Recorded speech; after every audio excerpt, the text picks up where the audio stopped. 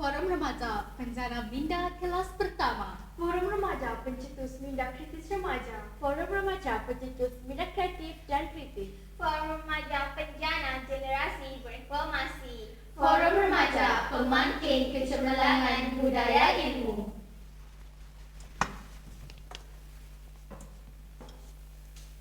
Bismillahirrahmanirrahim. Assalamualaikum warahmatullahi wabarakatuh. Alhamdulillahirabbil alamin wassalatu wassalamu ala asrafil anbiya'i wal mursalin wa ala alihi wa sahbihi ajmain.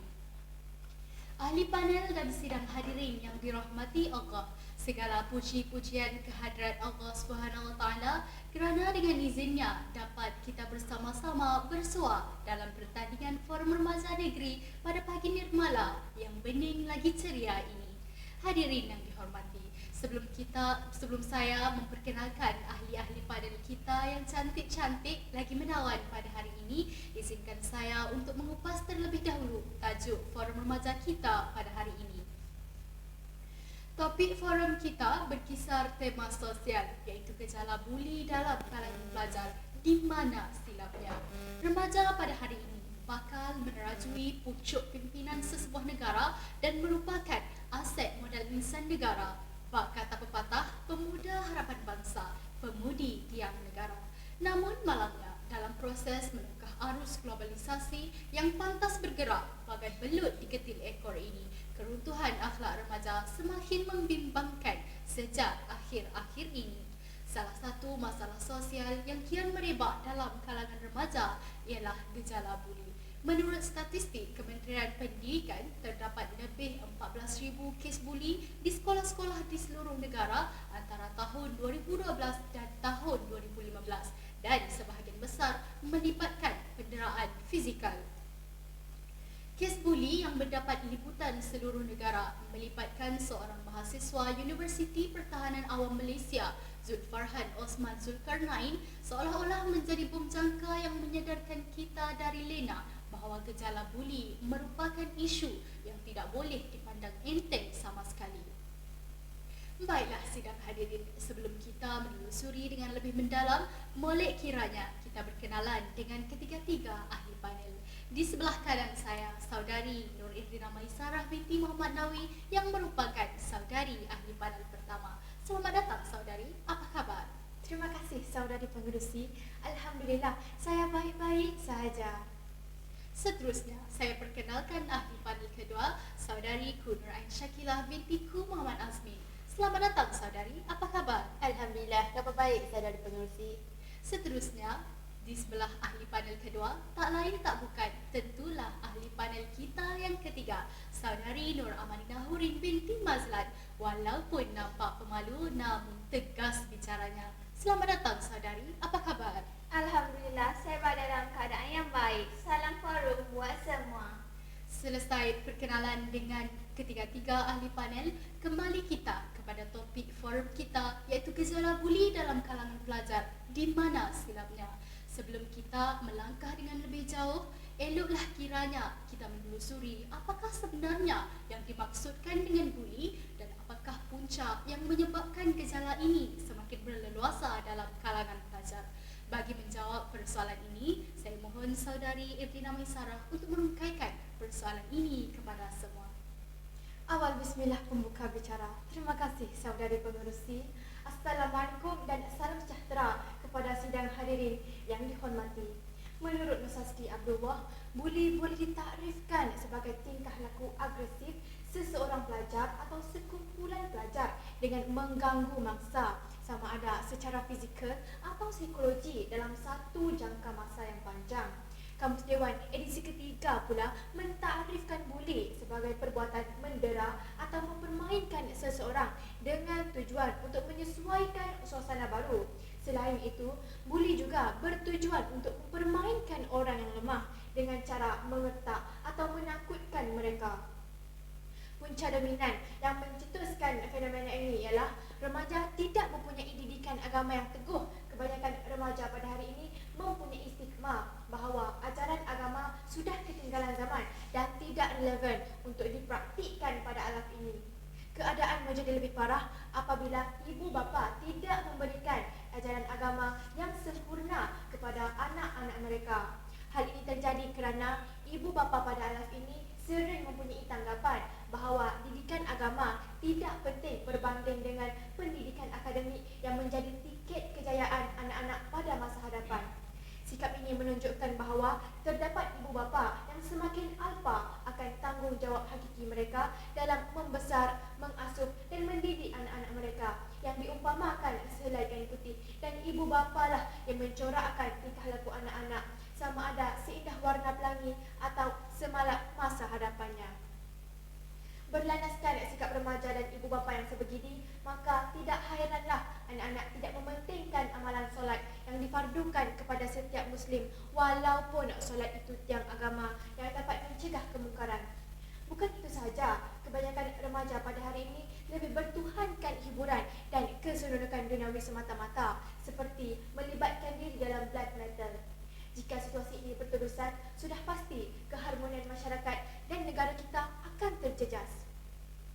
Seorang tokoh cendekiawan pernah berkata, petanda runtuhnya sesuatu bangsa itu dapat dilihat apabila bangsa tersebut mencintai hiburan. Keimanan remaja yang sempis kulit bawang ini menyebabkan kehidupan mereka terumbang-ambing ibarat kapal tanpa nahkoda. Tegasnya, didikan agama yang tidak mantap mampu mendorong kepada penularan gejala buli di negara ini. Terima kasih saudari. Demikianlah penjelasan tentang takrif gejala buli yang pada pandangan saya merupakan penjelasan yang terperinci dan menarik daripada saudari ahli panel pertama. Seterusnya, saya mohon penjelasan daripada saudari ahli panel kedua, Nur Ain Syakilah, tentang punca-punca lain yang boleh menyebabkan seseorang remaja terdorong dalam gejala ini. Silakan saudari. Assalamualaikum dan salam sejahtera. Terima kasih saudari pengerusi sidang hadirin yang dihormati. Kegoyahan institusi kekeluargaan juga menjadi pemangkin kepada gejala buli yang melanda di Nusa tercinta kita ini. Institusi keluarga porak-poranda disebabkan oleh tiada lagi persefahaman antara pasangan suami isteri. Oleh itu, kependeraan, pertengkaran dan perceraian semakin meningkat bagai bangkai gajah yang tidak dapat ditutupi dengan nyirunya lagi. Keluarga yang porak-poranda akan lalai untuk memberikan kasih sayang mereka kepada anak-anak remaja yang sentiasa memerlukan belayan dan perhatian daripada ibu bapa mereka. Keadaan ini membimbangkan kerana akan menjejaskan perkembangan remaja dan pembentukan personaliti remaja. Maka tidak hairanlah apabila remaja sanggup terlibat dalam gejala sangsing ini untuk menarik perhatian dan mendapatkan sekelumit kasih sayang daripada ibu bapa mereka yang semakin alpa dalam memikul tanggungjawab hakiki mereka. Jabatan Kebajikan Masyarakat melaporkan bahawa 50% remaja yang terlibat dalam gejala negatif terdiri daripada remaja yang mempunyai konflik keluarga. Oleh hal yang demikian, izharlah bahawa kegoyahan institusi kekeluargaan turut mencetuskan fenomena buli remaja yang ingin melepaskan kemarahan mereka kepada individu yang lain. Bak kata peribahasa Melayu, orang lain makan nangka, orang lain terkena getahnya. Jika kita kaji dari dimensi yang lain, pengaruh rangka sebaya juga merupakan antara faktor gejala buli yang semakin menular dan kian serius bagai duri dalam daging di negara kita pada hari ini. Hal ini dikatakan demikian kerana remaja pada hari ini lebih mempercayai rakan sebaya daripada ibu bapa dan guru-guru mereka. Tindakan remaja yang sanggup menuruti kata-kata kawannya tanpa memikirkan risiko dapat diumpamakan seperti kerbau dicucuk hidung. Bukan itu sahaja, kebanyakan remaja tidak ingin dipulaukan atau disisihkan oleh ahli kumpulan sekiranya enggan menuruti perlakuan dan kata-kata mereka. Menurut Treasure yang merupakan pelapor awal tentang kajian buli mengutarakan mewujudkan geng atau persatuan. Remaja yang masih berbau pucuk jerengau ini sanggup mengkhianati kepercayaan ibu bapa dan guru mereka daripada mengkhianati kumpulan mereka. Ekoran sikap remaja yang tersalah memilih rakan menyebabkan mereka mudah dipengaruhi oleh anasi-anasi negatif seperti membuli. Hal ini dapat dikaitkan dengan petikan sebahagian daripada hadis Nabi yang bermaksud, jika anda berkawan dengan tukang usi, maka percikan api akan terkena pada tubuhmu. Pendek kata, pengaruh dan tekanan rakan pengaruh dan tekanan daripada rakan sebaya turut menjadi penyebab kepada kemelut buli semakin sukar ditangani. Terima kasih saudari atas penjelasan yang panjang lebar tentang punca-punca lain yang boleh menyebabkan gejala buli dalam kalangan pelajar. Sahabat panel dan sidang hadirin yang dihormati, apakah kesan perlakuan buli terhadap mangsa dan apakah tindakan yang sepatutnya diambil oleh mangsa? Silakan saudari Amanina. Bismillahirrahmanirrahim. Assalamualaikum dan salam sejahtera. Terima kasih saudari pengurusi. Antara kesannya ialah mangsa buli akan mengalami kemurungan atau cemas. Selain itu, mereka terpaksa menempuh penderitaan berikut antaranya peningkatan perasaan sedih dan keseorangan, perubahan masalah tidur dan makan, hilang minat dalam aktiviti yang sering dicuburi. Isu ini akan berpanjang sehingga dewasa, masalah kesihatan dari segi emosi dan psikiatri, keciciran dalam pelajaran kerana kanak-kanak takut ke sekolah untuk mengelakkan daripada dibuli. Selain itu, kesan buli juga membawa kepada bahaya atau pendarahan untuk membunuh diri kerana merasakan diri mereka tak ada harapan, tak ada kuasa serta tercalar maruah. Saudari pengurusi dan sidang hadirin, mangsa buli di sekolah dan Institut Pengajian Tinggi IPT biasanya menyembunyikan apa yang berlaku daripada pengetahuan ibu bapa, guru dan pihak sekolah kerana takut dipukul oleh pembuli. Pelajar-pelajar lain juga sering mendiamkan diri. Kenapa boleh wujud keadaan sebegini? Hal ini ada kaitan dengan persepsi masyarakat memandang remeh mengenai perkara ini. Tanggapan masyarakat ialah buli sebahagian daripada budaya masyarakat tempatan, malahan seluruh dunia. Kebanyakan masyarakat tidak sedar isu buli memberi kesan jangka panjang dari segi perkembangan psikologi dan emosi. Kanak-kanak sama ada pembuli maupun mangsa buli cenderung melakukan perbuatan buli seperti isu buli berlaku di IPT maupun bagi orang dewasa. Kes-kes penderaan yang menjangkau 5,000 kes setahun merupakan kesan psikologi dan emosi pendera yang dibuli semasa remaja. Jika ahli masyarakat tidak peka terhadap isu buli, maka tidak ada pembincangan maupun komunikasi antara satu sama lain.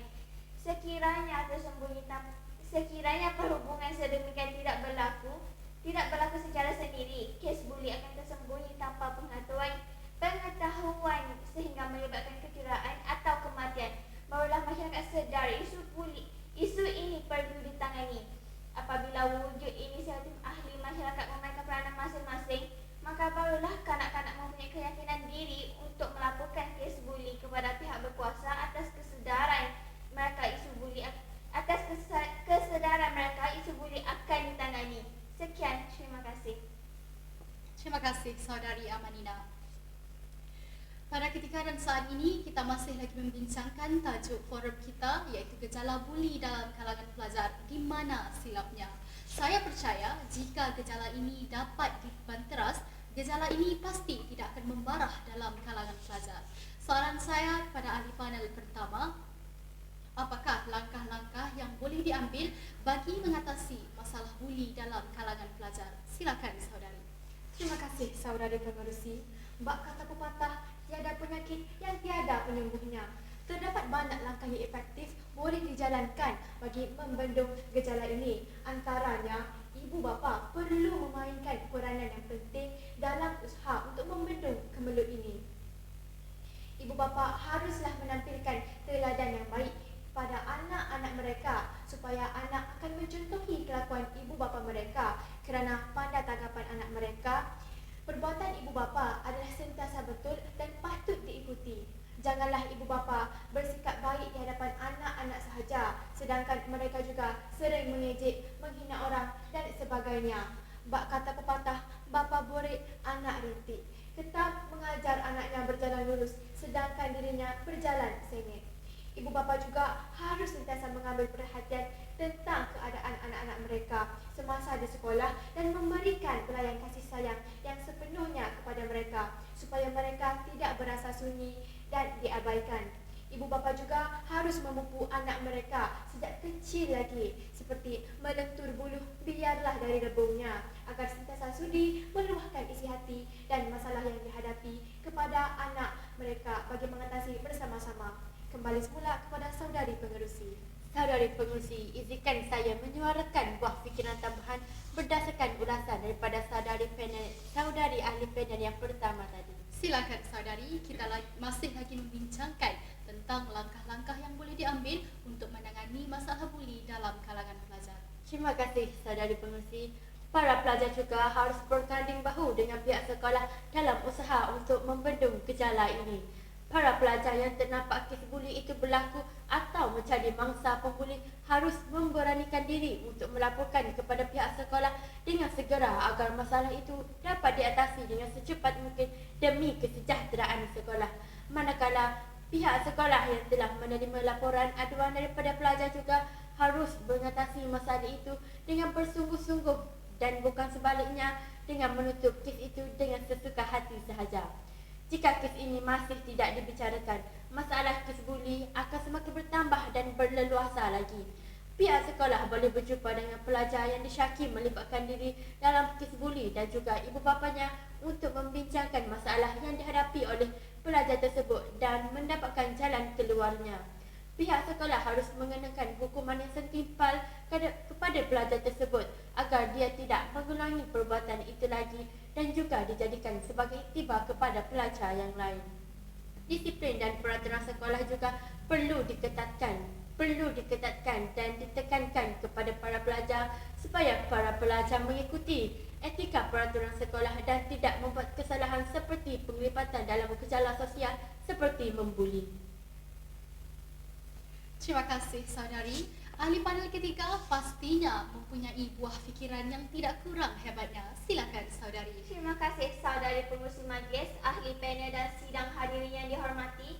Pihak kerajaan juga harus memainkan peranan dalam membendung gejala ini. Kementerian Pelajaran dan juga pihak sekolah harus menitik beratkan isu kes buli ini dalam pelajaran di sekolah dengan melalui mata pelajaran tertentu seperti pendidikan moral, pendidikan Islam, pendidikan sivik dan sebagainya.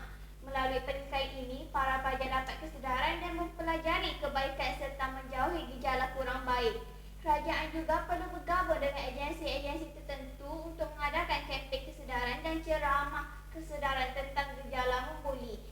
Melalui cara ini, remaja dapat mempelajari kesan sampingan yang diperoleh daripada melakukan gejala membuli dan berupaya untuk tidak melakukan perbuatan ini terhadap orang lain. Contohnya, kempen anti-buli yang dijalankan di Pekan Marang telah mendapat sambutan menggalakkan dan lebih kurang 70% kes membuli dapat dikurangkan sekitar kawasan tersebut setelah kempen tersebut dijalankan. Sekian, terima kasih. Terima kasih saudari Amanina. Demikian perbincangan daripada semua ahli panel tentang gejala buli yang sering berlaku dalam kalangan pelajar di negara kita. Menuding jari menyalahkan satu-satu pihak memanglah mudah, namun menyelesaikan masalah ini tidak semudah kita berbicara. Oleh itu, banyak langkah yang dapat diimplementasikan agar pelajar dapat belajar dalam keadaan yang kondusif dan harmoni. Kita juga tidak seharusnya mengharapkan usaha pihak berautoriti sahaja, tapi perlulah berganding bahu, ibarat ke bukit sama didaki, ke lurah sama dituruni. Dengan berkat daya usaha yang gigih, insya-Allah kita dapat melahirkan generasi muda yang dapat mengangkat martabat bangsa dan menjulang nama negara di persada dunia agar duduk sama rendah dan berdiri sama tinggi dengan negara-negara maju yang lain. Sidang hadirin yang dihormati, kita telah sampai kepada penghujung bicara. Entah sirih salah sarung, entah kata salah tutur, entah maksud salah sampai. Terimalah salam bersantun, salam yang minta maaf, salam yang minta ampun. Saya mewakili semua ahli panel ingin mengucapkan ribuan terima kasih kepada semua hadirin yang sudi menyaksikan forum remaja ini. Lantaran keterbatasan waktu, saya mohon mengundur diri. Sekian wabillahi taufiq wal hidayah. Wassalamualaikum warahmatullahi wabarakatuh.